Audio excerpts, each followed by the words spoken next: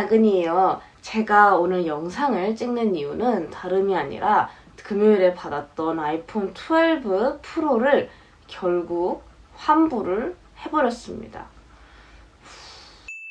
환불을 하게 된 이유는 정말 여러 가지가 있는데요. 제가 앞으로 말씀드릴 부분은 제가 전문가 입장에서 말씀드리는 부분이 아니고 정말 그냥 일반인으로서 주관적으로 말씀드리는 부분이니까 그 점 양해 부탁드립니다. 자, 우선 12 프로 이게 진짜 이뻤습니다. 이게 보는 사람마다 다 이쁘다고 했었고요. 이게 미끄러울 줄 알았는데 생각보다 그렇게 미끄럽지도 않아가지고 너무 편했어요. 그리고 너무 이쁘기도 했고 저는 애플케어가 있어가지고 케이스는 따로 잘 끼고 다니지 않았습니다. 케이스 안 낀 게 확실히 너무 이뻐가지고요. 보는 사람마다 막 아이폰 12 프로 샀다 막 이러고 다녔습니다. 그리고 옛날 디자인으로 돌아간 직각 디자인, 그립감이 정말 좋았습니다. 이렇게 딱 두 손으로 잡았을 때 오히려 둥그란 거보다는 개인적으로는 네모난 게 훨씬 더 그립감이 좋았어요. 저는 앱 같은 거 사용했었을 때 확실히 렉도 덜 걸리고 진짜 부드럽고 빠르더라고요. 그리고 지금 제가 쓰고 있던 테나가 비교를 해봤을 때 확실히 화질 차이가 선명하게 났습니다. 하지만 환불을 한 데에는 다 이유가 있겠죠. 바로 첫 번째 이유는 크기였습니다.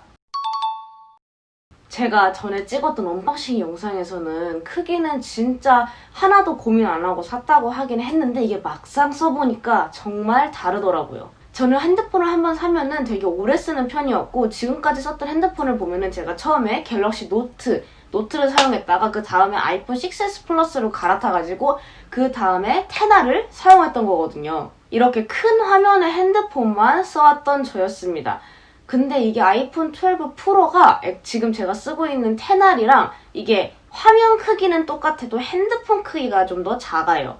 그런데 제가 핸드폰을 한 손이나 두 손으로 하게 됐었을 때 이게 느껴지는 크기 차이가 은근 크더라고요.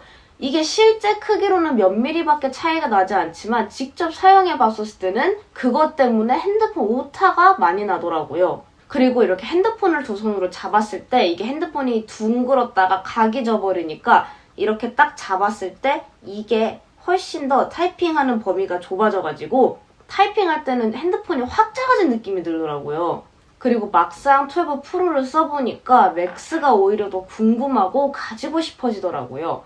저 같은 경우는 셀카도 되게 많이 찍는 편이고 유튜브도 핸드폰으로 찍고 있을 뿐더러 저는 모바일 게임을 되게 좋아해갖고 모바일 배그나 모바일 카트라이더 같은 것도 되게 자주 하는 편이기 때문에 이게 막상 쓰니까 큰 화면이 또 탐이 나더라고요. 당연히 지금 제가 12 프로가 너무 이상해가지고 지금 다른 폰으로 바꾸고 싶다 이게 아니라 그냥 이런 부분에서 좀 업그레이드 됐으면 좋겠다 하는 부분에서 지금 제가 맥스를 구매를 하려고 하는 예정입니다. 자, 그리고 두 번째 이유, 카메라. 아이폰 12 프로를 써보니까 카메라가 정말 좋았습니다. 이게 테나를 쓰다가 카메라 12 프로를 쓰니까 카메라는 정말 완전 선명한 차이가 났고요. 그리고 이렇게 카메라가 좋고 확연히 차이 나는 프로 카메라를 써보다 보니까 프로 맥스에는 또 센서 시프트 손떨림 방지 기능이 추가되었다 그래가지고 그 부분이 또 욕심이 나는 부분인 것 같습니다. 그냥 지금 사람 욕심이 끝이 없는 것 같아요. 자, 그리고 또 많은 분들이 궁금해하셨던 셀카 오이 현상. 오이 현상 진짜 심합니다.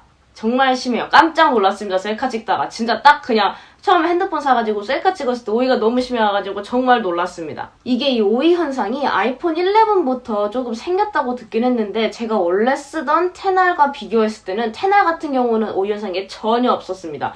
그래가지고 12 프로를 바로 써가지고 딱 셀카를 찍으려고 했는데 그냥 얼굴이 길쭉해져 있어가지고 너무 놀랬어요. 이게 카메라 기본 어플뿐만이 아니라 다른 카메라 다운받아갖고 쓰는 어플들도 다 오이 현상이 있어가지고 이 부분은 진짜 그냥 업데이트를 좀 기다려봐야 될 것 같은 부분입니다. 자, 그리고 세 번째 이유, 배터리. 이게 새 핸드폰인데 배터리가 생각보다 지금 쓰고 있는 폰과 그렇게 큰 차이가 나지는 않아가지고 너무 실망했었습니다.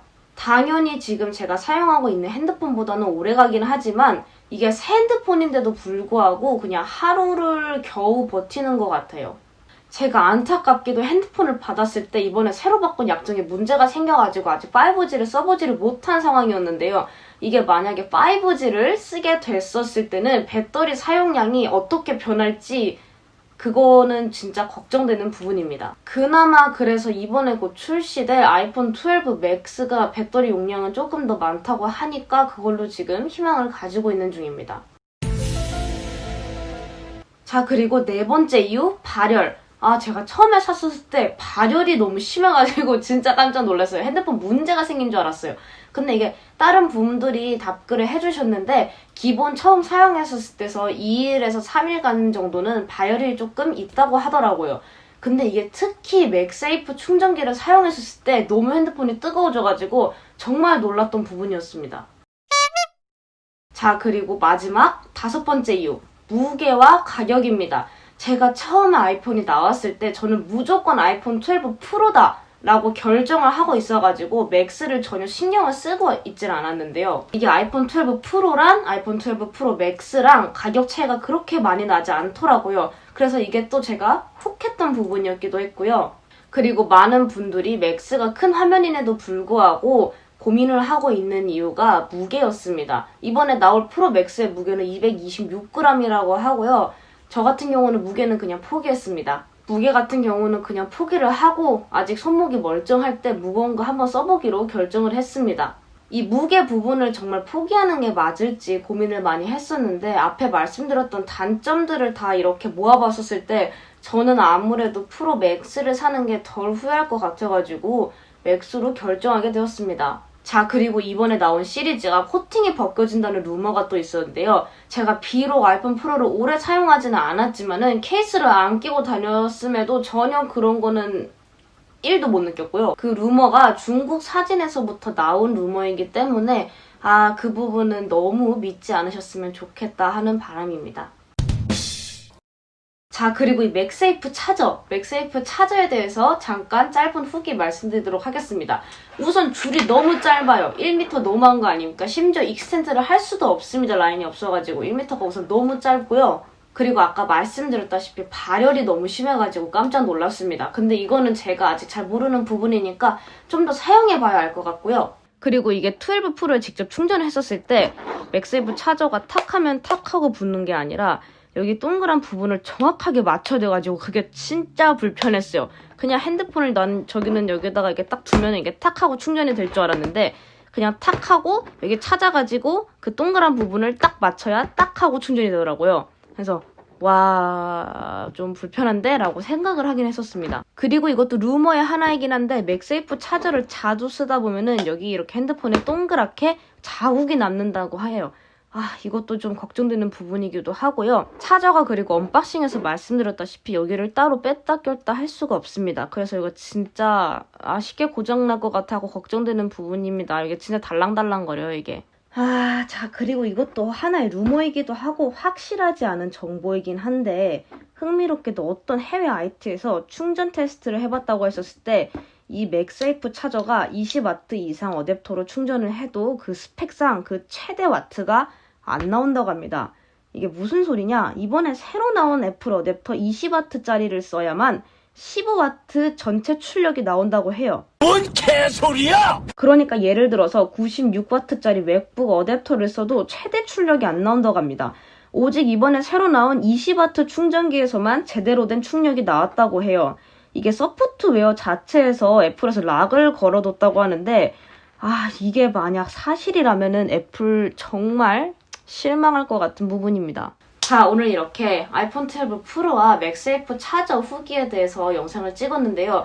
다시 한번 말씀드리지만 이거는 그냥 개인적인 제 의견일 뿐이라 그냥 참고만 하셨으면 좋겠고요. 정말 많이 고민하고 생각해 본 다음에 결정한 부분이고요. 아이폰 12 프로도 이미 너무 좋은 제품이기도 하고 맥스는 그냥 제 개인적인 욕심 때문에 맥스로 바꾸는 거니까 이미 12 프로를 사신 분들은 너무 실망하지 않으셨으면 좋겠습니다. 오늘도 영상 봐주셔서 너무너무 감사드리고요. 구독과 좋아요 한 번씩만 꼭 눌러주시면 너무너무 감사드리겠습니다. 감사합니다. 시드니 아근이었습니다.